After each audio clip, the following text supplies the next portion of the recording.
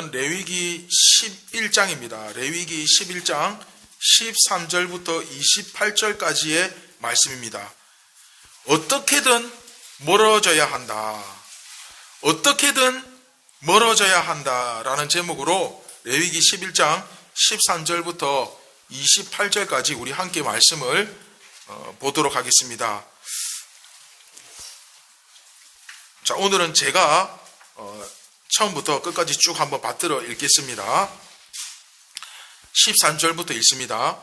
새 중에 너희가 가증히 여길 것은 이것이라.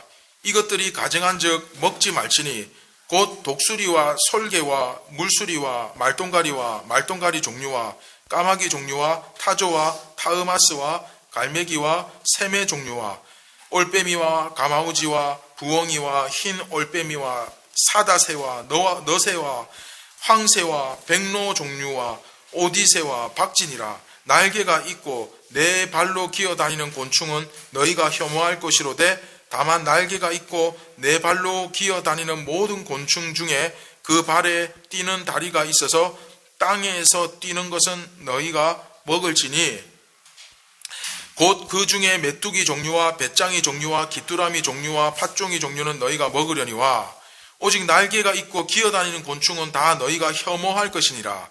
이런 것은 너희를 부정하게 하나니 누구든지 이것들의 죽음을 만지면 저녁까지 부정할 것이며 그 죽음을 옮기는 모든 자는 그 옷을 빨지니 저녁까지 부정하리라.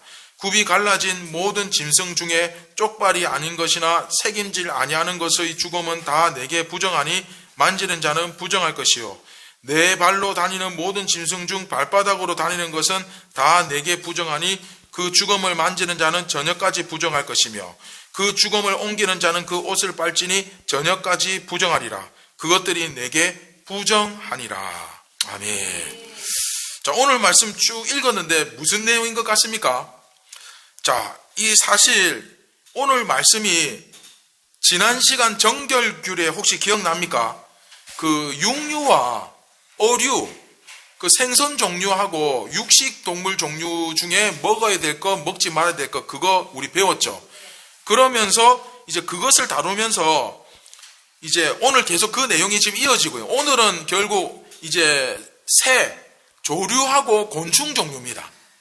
예. 그래서 사실 지난 시간에 이 먹어야 될 것과 먹지 말아야 될 것에 대한 핵심 메시지는 지난 시간에 다 다루었습니다. 그래서 지난 시간에 우리가 다룬 내용, 그러면 먹어야 될 것과 먹지 말아야 될 것, 식생활이죠. 왜 식생활부터 다루었느냐?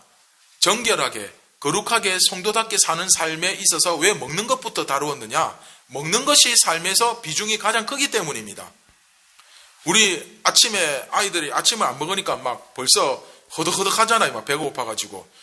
먹는 문제는 정말 중요합니다. 그런데 쉽게 말하면 우리 삶에서 이 식생활이 굉장히 많은 비중을 차지하는데 쉽게 말하면 성도는 이처럼 이 식생활을 다루면서 근본부터 식생활이라고 하는 아주 기본적인 단위부터 먹는 문제처럼 삶의 기초, 삶의 가장 기본, 그 바닥. 그래서 예수 믿는 사람은 그 바닥부터 완전히 달라야 된다. 그렇죠? 이게 이제 소위 말하면 다른 사람들이 우리에게 너하고 나하고 일요일날 교회 가는 거, 나는 절에 가는 거, 나는 성당 가는 거, 나는 놀러 가는 거, 뭐 그거 있는데 너는 일요일날 교회 가고 나는 놀러 가는데 그거 말고 너하고 나하고 다른 게 뭐가 있냐? 이렇게 물었을 때 당연히 있지 하면서 근본적으로 저들과 내가 다른 것을 이야기할 수 있어야 됩니다. 그렇죠? 그래서 우리 그리스도인들은 남들이 다 한다고 해서 따라갈 수 있는 사람들이 아닙니다. 우리는 세상에서 똑같이 살아가지만 세상 사람들과 똑같은 삶을 살지 않고 그들과 구별됩니다. 우리는 예수님을 따라가는 사람이에요. 예수님이 말씀하는 좁은 길로 가는 사람들이에요. 넓은 길은 어떤 길? 세상에서 잘되고 세상에서 부귀영화를 누리고 세상에서 성공하는 길. 좁은 길은 어떤 길? 세상에서는 가치 없지만, 세상에서는 볼품 없지만 하나님 나라에서 잘 되는 길. 하나님 나라에서 잘 되며 또한 이 땅에서도 위로받는 자, 그렇죠? 은혜를 누리는 자. 그래서 우리는 분명히 세상에서 살아가지만 세상의 법을 따르지 않고 예수 그리스도 말씀의 법을 따라갑니다. 그리고 우리의 그런 모습을 보면서 다른 사람들도 예수님을 믿게 됩니다. 그렇죠? 그래서 전도가 안 된다. 왜 안 될까요? 우리가 예수님처럼 살지 못하기 때문입니다. 우리 가족들을 구원하려면 먼저 내가 예수님처럼 살아야 돼요. 우리 형제들을 구원하려면 내가 먼저 예수님처럼 살아야 돼요. 그래야 내 모습을 보고 내 형제들이, 내 가족들이 예수님을 보게 될 거 아닙니까? 그렇죠? 이 메커니즘, 구원의 메커니즘 꼭 기억하셔야 됩니다. 그래서 우리가 지켜야 될 유대인들처럼 그 코셔, 그렇죠? 맥도날드에도 심지어 치즈와 고기를 같이 안 판다 그러잖아요. 그 율법을 지키기 위해서. 이스라엘 맥도날드는. 그러니까 우리는 그 정도는 아니지만 그러나 우리가 지켜야 될 코셔가 있다는 거예요. 그게 뭡니까? 그러니까 쉽게 얘기하면 예수 믿는 사람이 아무리 자유라고 하지만 그러나 우리가 절대로 넘어서는 안 되는 선이 있다는 거예요. 그 우리들에게 존재하는 코셔죠. 그렇죠? 그 코셔의 대전제는 무엇입니까? 하나님을 사랑하고 이웃을 사랑하는 것. 예수님처럼 살고 예수님처럼 죽는 것. 이런 것들이 우리의 코셔죠. 그렇죠? 그리고 레위기의 정결 규례를 이렇게 살펴보면 사실 좀 이제 레위기의 정결 규례가 어떤 부분에서 어렵냐면 통일된 해석이 없습니다. 이게 신학자들마다 다 제각각이에요. 그러니까 왜 먹어라 했는지, 왜 먹지 마라 했는지 그것에 대한 구체적인 이유를 다 일일이 달지 않았기 때문에 묵상하기 쉽지는 않습니다. 하지만 전반적으로 어떤 것이 부정한가를 이렇게 살펴봤을 때 그 정도는 우리가 이제 해석이 가능하죠. 자, 그런 어떤 그 정결 규례의 경향성, 지향하는 바, 그런 것들은 우리가 좀 알 수 있습니다. 자, 한마디로 그런 거죠. 부정하다고 규정된 대상. 그 부정하다고 규정된 대상은 대부분 뭐와 관련이 있다? 죽음과 관련이 있다. 그래서 오늘도 본문에 보시면 먹지 마라 하는 것은 전부 다 새도 그 시체를 파먹는 새, 그 죽은 짐승을 파먹는 새, 곤충도 벌레도 그 사람이 죽으면 몸에서 뭐가 나옵니까? 벌레가 나오잖아요. 이런 것들. 그래서 죽음과 관련된 것은 전부 다 손대지 마라. 그렇죠? 그런 말씀이 나옵니다. 그리고 죽음의 원인은 우리가 왜 죽습니까? 그렇죠. 죄죠, 죄. 죄 때문에 죽는 거죠. 그래서 결국은 죄로부터 멀어지는 것이 사는 길입니다. 죄로부터 멀어지는 것이 우리의 정결을, 거룩함을 지키는 것이고 또 우리에게 가장 중요한 일임을 알 수 있습니다. 그래서 모든 내 인생의 불행은 내가 죄와 가까워졌기 때문이에요. 그래서 새가족 양육반 할 때 이번에 만든 내용 보시면 우리의 모든 불행과 고난은, 고통은 어디서 왔다? 죄 때문에 왔다. 그래서 죄의 문제를 해결하지 못하면 우리는 죽을 때까지 고통받는 운명이다. 그렇죠? 그래서 우선 13절부터 19절까지 조류, 이제 새 이야기입니다. 날아다니는 새. 새 중에서 뭐는 먹고 뭐는 먹지 마라 하는 이야기인데 13절부터 19절이 전부 새 중에서 먹어도 되는 새, 먹으면 안 되는 새. 그래서 보통 이제 동물의 경우는 짐승은 네발 짐승의 경우는 굽이 갈라지고 되새김질을 해야 되고 하는 기준이라도 있는데 근데 사실 새는 기준이 없습니다. 그냥 이거는 먹으면 안 된다. 이거는 안 된다. 이렇게만 제시되어 있어요. 이해되시죠? 그런데 전반적으로 이렇게 보면 먹으면 안 되는 부정한 새는 대부분 육식을 하는 새들입니다. 또 박쥐는 우리가 알기로는 엄격하게 이야기하면 우리는 박쥐는 이제 새로 분류 안 하죠. 그런데 성경에서는 일단은 이제 날아다니니까 새로 분류가 되어 있습니다. 새로 분류가 되어 있는데 대부분 이 새는 뭘 잡아먹거나 아니면 시체를 파먹는 소위 말하는 우리가 이제 자연 생태계에서 청소부 노릇을 한다 그러죠. 청소부. 이제 죽어있는 시체를 먹음으로써 청소부 노릇을 하는 그런 종류의 새들일 경우는 안 먹는 새가 대부분입니다.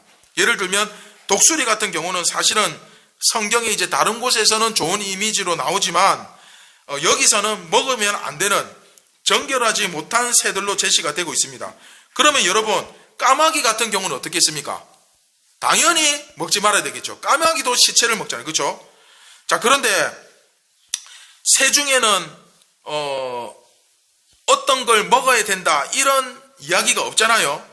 19절까지 내용을 쭉 보시면 전부 뭐는 먹어도 된다는 말은 없고 이거는 먹지 말라 이렇게만 되어 있습니다. 그래서 유대인들은 기본적으로 그 비둘기, 닭, 메추라기, 사육한 오리, 참새 이런 것들만 정결한 것으로 받아들입니다. 왜냐하면 참새는 우리가 제사 드릴 때 또 바치잖아요.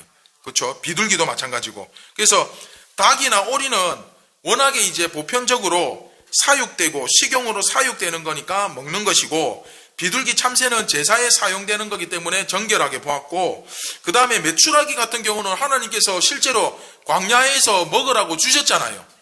그래서 정결한 걸로 이렇게 보는 거예요. 그래서 유대인들은 메추라기, 비둘기, 참새, 닭, 오리 뭐 이 정도의 조류를 먹습니다. 여하튼 이 새의 경우는 도대체 무슨 기준인지가 없기 때문에 일단 확실히는 어렵지만, 그러나 대체로 다른 생명을 죽이거나 시체를 파먹는 육식 조류, 그러한 경우가 부정한 존재로 분류가 되고 있습니다.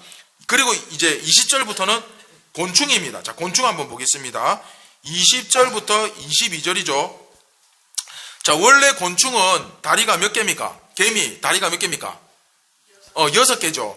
근데 성경에서는 이 6개인데 네 발로 기어 다닌다 이렇게 표현합니다. 근데 6개로 보시면 됩니다. 근데 이제 어떤 주석가들은 아니다, 다리가 6개라도 2개는 좀 다르다, 근데 성경에서는 그 4개를 이야기하는 거다 뭐 이렇게 하기도 하는데, 여하튼 곤충을 이야기합니다. 이제 기어다니는 곤충은, 일단 기어다니는 곤충은 전부 다 뭐해라? 혐오해라. 이게 무슨 뜻입니까? 먹지 마라 그거예요. 기어다니는 곤충. 그러니까 어떤 나라는 바퀴벌레도 먹고 한다는데 그런 거 먹으면 됩니까? 안 됩니까? 안 된다는 거예요. 근데 이제 메뚜기는 됩니다. 왜 되느냐? 배짱이, 귀뚜라미, 풀숲이나 논에서 그런 곳에서 뛰어다니는 그런 것을 먹을 수 있습니다. 근데 곤충은 메뚜기 종류, 뛰어다니는 종류를 제외하면 전부 다 부정해요. 왜냐하면 곤충들은 죽어 있는 그 시체가 있으면 항상 거기에 모이잖아요. 그래서 일단 곤충은 어쨌든 저쨌든 죽어 있는 시체에 모이기 때문에 죽음과 가깝다는 거예요. 그래서 그런 것들은 안 됩니다. 그런데 메뚜기는 시체가 아니라 어떻게 합니까? 그 논이나 밭에 뛰어다니면서 풀을 먹잖아요. 그 잎을 먹잖아요. 그렇기 때문에 곤충, 메뚜기 종류는 괜찮다. 이제 이해되시죠? 어쨌든 죽음하고 가까운 것은 안 된다. 그렇게 규정하는 거예요.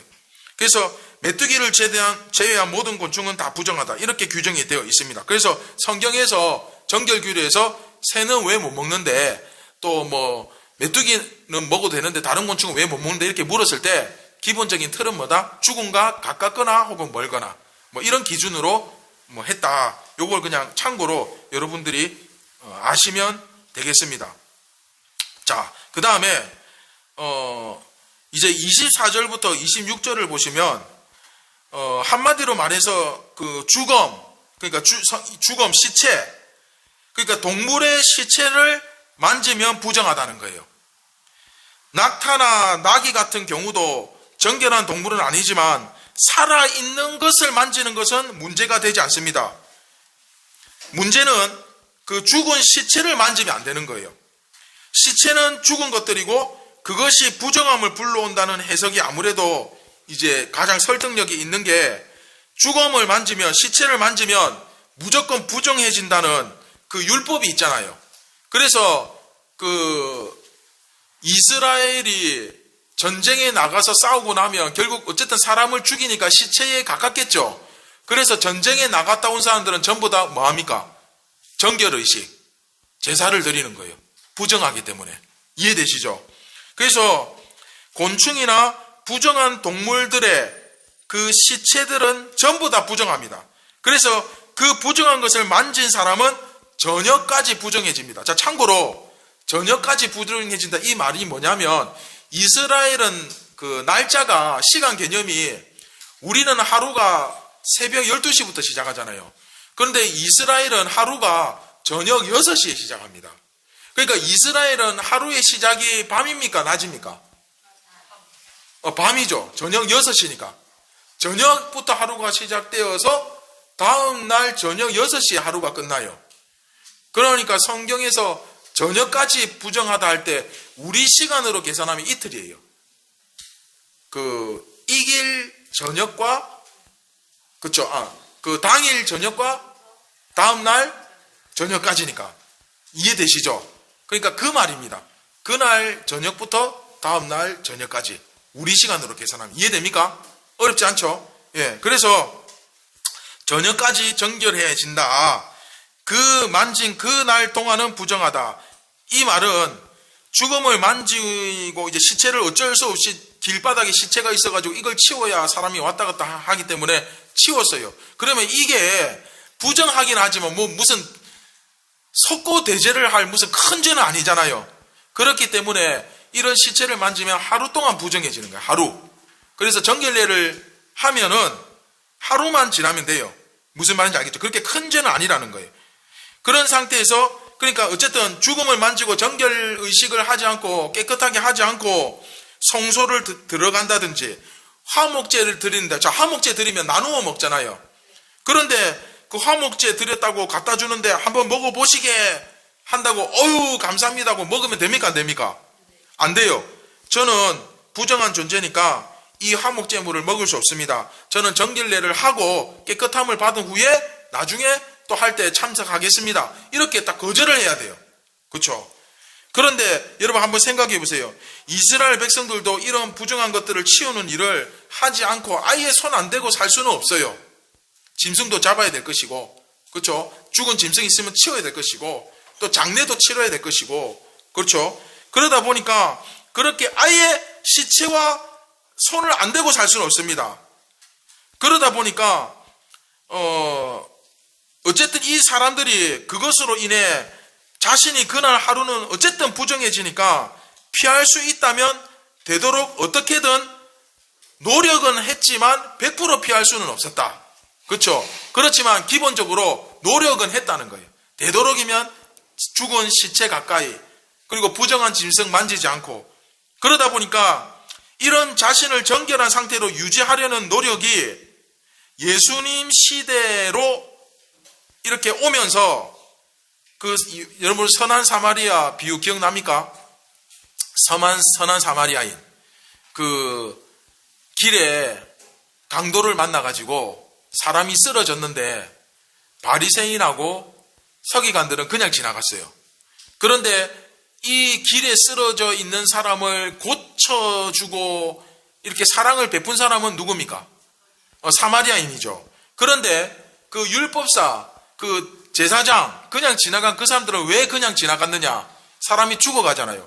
혹시 부정할까봐 시체에 손 안 대려고. 이거는 사실은 율법의 기본 정신은 하나님 사랑, 이웃 사랑이잖아요. 설령 다 죽어간다 할지라도 이 사람을 위해서 내가 이 사람을 구해주면 하나님은 뭐라 하겠습니까? 칭찬하시겠습니까? 당연히 칭찬하죠. 그러니까 이건 사실은 하나님의 말씀을 코에 걸면 코걸이, 귀에 걸면 귀걸이, 이용하는 거, 악용하는 거예요. 이해되죠? 또 우리 배웠잖아요. 부모님에게 효도하기 싫으니까 나는 내 재산을 하나님께 다 바쳤다. 그렇게 하면서 나는 이제 부모님께 드릴 게 없다. 이런 식으로 그 율법을 악용하는 그런 위선적인 행동이 정결례도 그런 식으로 예수님 시대에 쓰였다는 거예요. 참고로. 이해되시죠?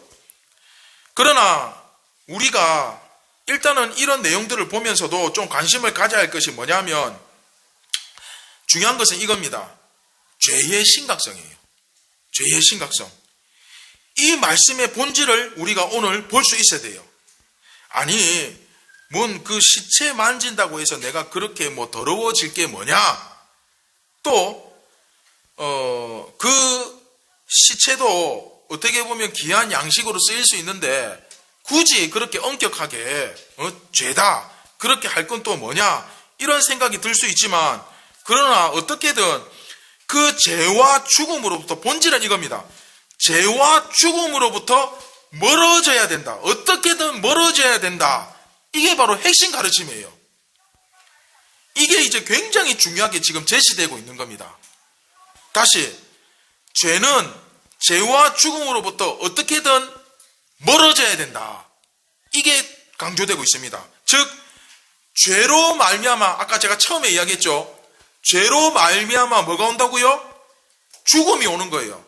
우리 삶에 죽음과 저주가 임하는데 그 죄의 결과인 죽음, 그 죽음으로부터 죽은 시체로부터 어떻게든 최대한 멀어져라 할 수 있는 한 그런 것을 접촉하지 말고 자신을 깨끗하게 유지해라.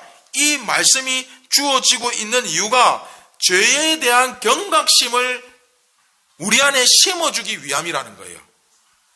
이해되죠? 제가 이제 이런 의미에서 늘 하는 얘기가 있잖아요. 세상은 안 좋은 것도 다 경험해봐야 된다. 쓴맛도 다 경험해봐야 된다. 라고 이야기하지만 그러나 저는 할 수만 있다면 최대한 경험하지 않는 것이 좋고 심지어 그런 죄들이 있는 것조차 모르고 살다 죽으면 더 좋고 할렐루야. 우리 아이들을 그런 죄로부터 보호해줄 의무와 책임이 부모에게 있습니다. 그래서 부모가 자녀들 앞에서 되도록이면 이 죄 짓는 모습을 보여주면 안 돼요. 이건 정말 할 짓이 아니죠. 그렇죠? 자, 그래서 지난주 말씀도 마찬가지지만 우리는 정말 근본부터 밑바닥부터 달라야 됩니다. 생각하고 말하는 것 달라야 됩니다. 우리는 이런 시체를 만지는 것이라든지 그런 것을 피하는 것을 통해서도 나 자신을 깨끗하게 지키려고 노력해야 된다는 거예요. 결국 이것이 우리 삶에 적용하면 우리 시대의 현대에 적용하면 어떤 말씀이 되겠습니까? 결국은 죄는 보지도 말고 가까이 하지도 말라는 거예요. 그렇죠? 여러분 마음속에 죄에 대한 경각심, 경계심이 있어야 됩니다. 여러분 군대 가면 군인들에게 계속해서 주지시키는 게 그 사상교육하는 게 뭡니까? 우리의 주적은 북한이다. 그러니까 아군과 적군을 확실하게 구분하도록 교육합니다. 우리는 전쟁 중이다. 휴전을 했지만 언제든지 전쟁이 다시 날 수 있다. 그래서 군인들에게 오늘 밤에라도 전쟁이 터질 수 있으니까 항상 깨어 있어라. 긴장해라. 그리고 우리의 주적은 대한민국이 아니라 북한이다. 총구를 자기 형제에게, 자기 동포에게 향하지 말고 적을 향해 총구를 겨누어야 된다. 이런 식으로 계속 가르치거든요. 그런데 이걸 영적인 세계에 한번 적용을 해봅시다. 우리의 주적은 누굽니까? 그죠? 마귀 사탄이에요. 우리를 지옥에 끌고 가지 못해 안달이 난 사람들. 사람이 아니고. 그렇죠? 우리의 주적은 마귀 사탄입니다. 그리고 우리는 이런 마귀 사탄으로부터 찾아오는 어떻게 보면 이 세상에 그 죽음과 함께 죽음을 불러온 그 죄를 무조건 멀리해야 돼요. 죄를 미워해야 돼요. 죄를 증오해야 됩니다. 왜 그렇습니까? 내 팔자가 왜 이렇게 됐나? 내 인생이 왜 이렇게 됐나? 전부 죄 때문이에요. 조상 탓이 아닙니다. 부모 탓이 아니에요. 우리는 얼마나 다른 사람 탓을 많이 합니까? 그렇죠? 내 남편 때문에, 내 아내 때문에, 우리 부모 때문에, 누구 때문에 이렇게 하죠. 근데 사실은 죄 때문입니다. 이걸 볼 수 있어야 돼요. 그래서 성도는 가장 기본적으로 그 밑바탕, 삶의 밑바탕의 근본에 무엇을 미워하는? 죄를 미워하는. 그래서 우리 아이들에게도 죄와 관련해서는 정말 따끔하게 가르쳐야 돼요. 그래서 어릴 적부터 죄를 미워하고 죄와 싸우고 죄를 증오하고 죄를 멀리하는 그런 사람으로 키워야 돼요. 왜냐하면 그렇게 안 하면 내가 죽거든. 내 자녀 다 죽어요. 그래서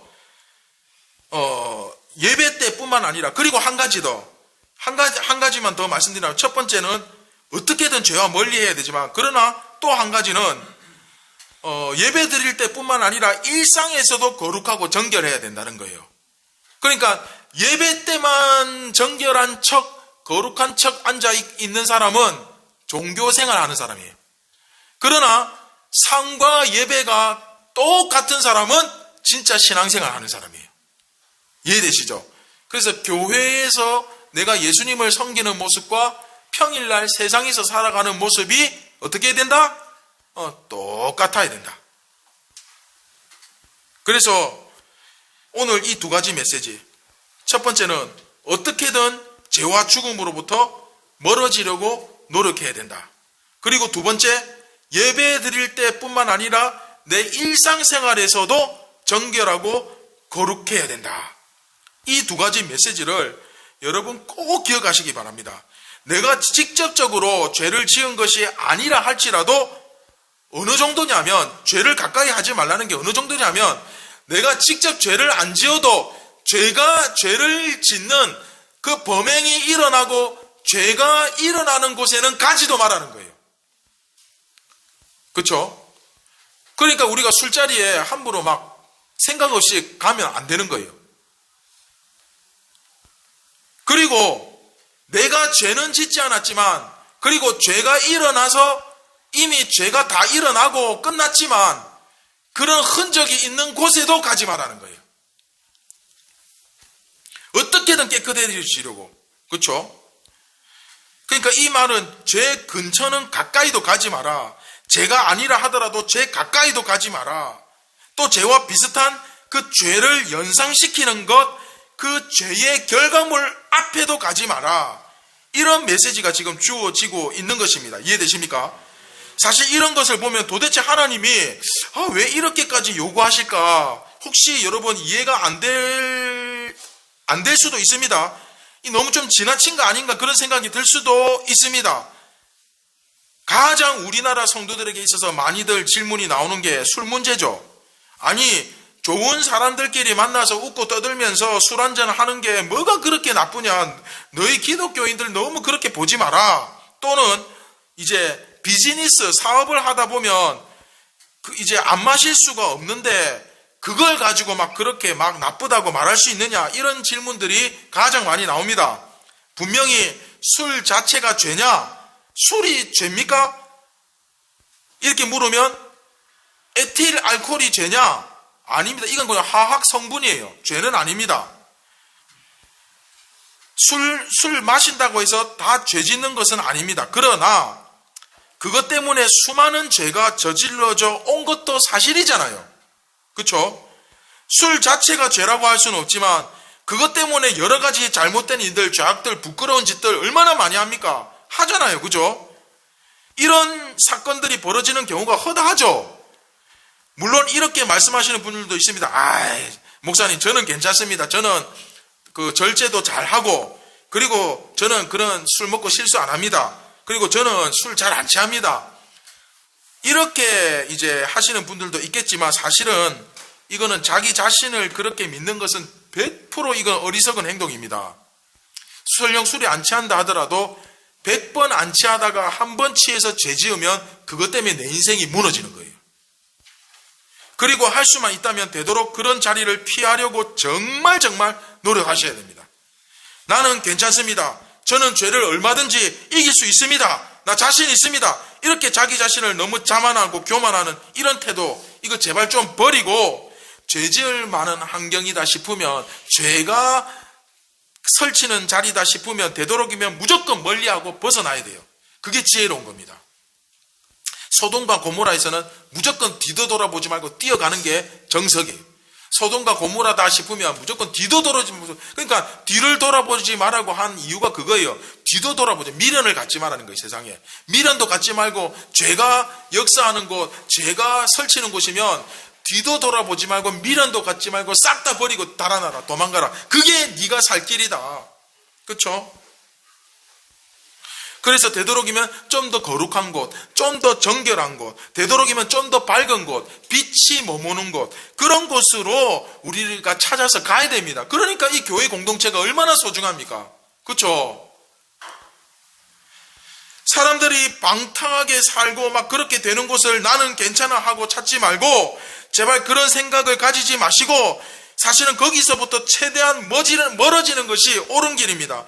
어쩌다가 어쩔 수 없이 거기에 갈 수도 있죠. 사실 어쩔 수 없이 시체를 치워야 하는 그런 상황도 있지 않습니까? 그러나 거기서 진짜 죄를 짓지 않도록 노력해야 되고 또 그러한 자리를 최대한 가지지 않도록 노력하는 것도 우리에게 굉장히 중요한 일입니다. 그리고 공간뿐만 아니라 사람도 마찬가지예요. 사람도 어떤 일 때문에 만나는 것은 어쩔 수 없지만 경건하지 못하고 거룩하지 못한 사람을 자주 만나고 자주 소통하는 것은 여러분의 의지와 상관없이 잘 들으십시오. 거룩하지 못한 영향을 받습니다. 여러분 그걸 반드시 아셔야 돼요. 경건하지 못한 사람, 이런 사람들 만나면 단순히 그냥 만나고 헤어지고 만나고 마는 것이 아니라 그런 사람들 만난 뒤에는 반드시 그 죄의 흔적과 영향력이 여러분들에게 묻어 있습니다. 여러분 쉬운 예로 노래방에 가서 오늘 기분 좀 풀고 싶어서 막 노래 막 불렀잖아요. 그럼 그 죄의 흔적이 묻어 있어요. 세상 노래에는 세상의 논리, 세상의 가치관이 다 스며들어 있잖아요. 그래서 나도 모르게 가면서 그 노래를 부르고 가요.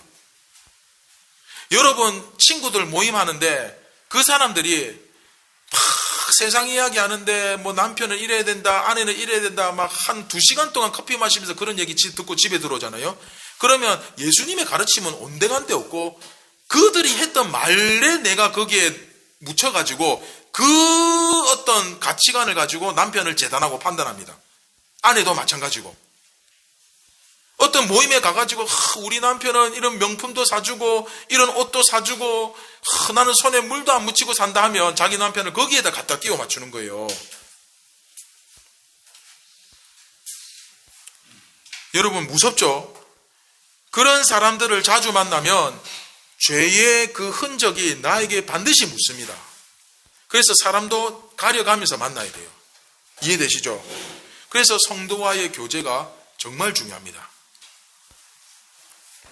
그래서 레위기에서는 그럴 경우에 어떻게 해야 됩니까? 깨끗이 정결규례에 의해서 씻어내야 됩니다. 그래서 현대의 그런 세상으로부터 묻은 먼지, 반드시 그런 죄가 묻어 있죠. 오염이 되어 있죠. 그 오염을 깨끗이 씻는 것, 그것이 바로 예배입니다. 그래서 한번 따라합시다. 예배는 축복의 샤워다. 예, 할렐루야. 여러분 한 주간 동안 세상에서 묻은 죄, 그 여러분들은 느끼지 못하지만 여러분들 속에 그 분명히 어깨에 주변에 그 흔적들이 묻어 있어요. 그것을 오늘 이 시간 깨끗이 씻어내시길 바랍니다. 목욕탕에 가가지고 사우나에 가서 깨끗이 몸은 안 씻고 거기서 뉴스만 보고 오면 그 사람 정신 나간 사람이에요. 씻으러 갔으면 깨끗이 씻고 와야지. 마찬가지죠. 교회에 와가지고 한 주 동안 세상에서 묻은 죄를 깨끗이 축복의 샤워를 통해서 씻어내지 못하고 그대로 가는 것은 목욕탕에 가서 목욕 안 하고 그냥 뉴스만 TV만 보고 가는 정신 나간 사람과 똑같은 거예요. 여러분 깨끗이 씻어내시기 바랍니다. 깨끗이 비우시기 바랍니다. 그래서 여러분 말씀을 맺도록 하겠습니다. 우리가 자녀를 양육할 때도 마찬가지입니다. 내 아이가 성인이 되어서 사회생활을 하기 전에 기본적인 예의나 예절, 인성, 성품 이런 것들을 가르쳐야 되지만 무엇보다도 친구를 가려서 만나고 세상의 유행과 문화를 가려서 받아들이는 그런 분별력을 아이들에게 가르치십시오. 굉장히 중요합니다. 우리 청년 때 젊을 때 경험하셨잖아요. 친구 잘못 만나면 어떻게 되는지 다 경험하셨잖아요. 얼마나 친구가 중요합니까? 그런데 그런 세상 친구들과 믿음의 형제들을 가려서 구분할 수 있는 분별력이 있어야 됩니다. 예.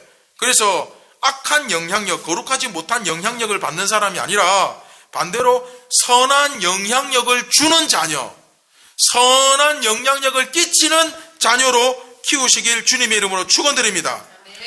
그게 안 되면 평생 광야에서 40년 뺑뺑이 돌듯이 고생합니다.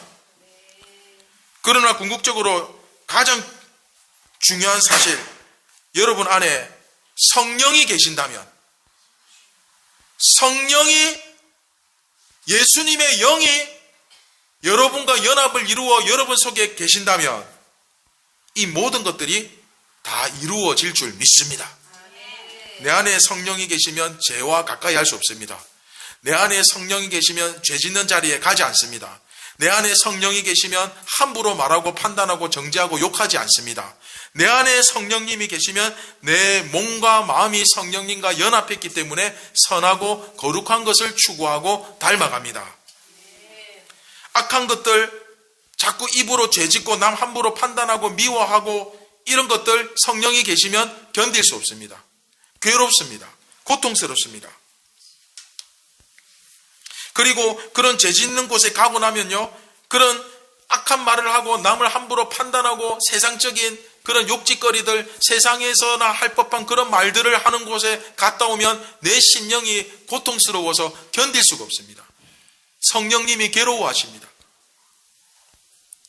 그래서 우리는 교회에서 무엇을 하는 것도 중요하지만 되는 것이 중요합니다. 되는 것이 중요합니다. 여러분, 먼저 성령과 연합한 참된 그리스도인이 되시기를 바랍니다. 사랑하는 선한 제자의 성도 여러분, 이번 한 주간도 살아가시면서 여러분 앞에 얼마나 많은 일들과 사건들이 또 여러분을 기다리고 있을지 모릅니다. 여러분들이 이 주일을 마치고 월요일날 삶의 현장으로 돌아가면 또 어떤 죄와 사망의 권세가 여러분들을 기다리고 있을지 모릅니다. 그러나 어떻게든 죄와 멀어지도록, 죄 근처에는 가지도 않도록, 죄 짓는 사람들과는 어울리지 않도록 어떻게든 나 자신을 주님 앞에 정결하게 최대한 깨끗하게 살아가려고 노력하는 우리 모두가 되기를 주님의 이름으로 축원드립니다. 그러면 여러분들이 이 세상에서는 비록 내가 세상의 원대로 마음껏 세상을 다 누리지 못했다 할지라도 예수님은 여러분들을 천국으로 인도하실 것입니다. 여러분들이 이 세상에서 조금 부족하게 가난하게 어렵게 살았다 할지라도 여러분들의 마지막은 천국이고 하나님의 상급이고 예수님의 칭찬입니다. 바울은 그것을 기대하면서 사모하면서 살아가라고 했습니다. 내가 조금 아쉬워도, 내가 조금 부족해도, 내가 조금 가진 것이 없어도 저 천국을 바라보면서 천국의 상급을 기대하면서 예수님의 칭찬과 인정을 바라보면서 믿음으로 살라고 말씀합니다. 여러분, 조금 힘들어도, 조금 불편해도 여러분 믿음을 가지시기 바랍니다. 자신 있게 어깨 펴고 당당하게 그리스도인으로 살아가시기 바랍니다.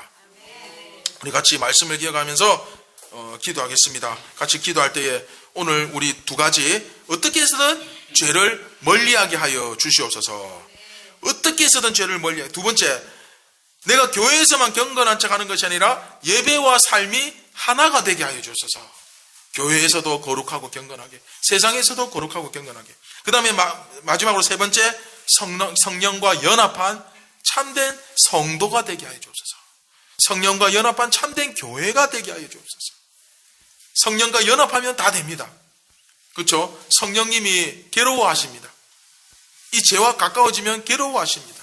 다 됩니다. 그래서 오늘 이 세 가지를 붙잡고 우리 시간 말씀을 기억하시면서 간절히 기도할 때에 성령께서 여러분들 마음속에 놀라운 은혜와 감동과 변화를 주실 줄 믿습니다. 우리 시간 같이 주여 한번 간절히 부르짖고 우리 같이 기도하겠습니다.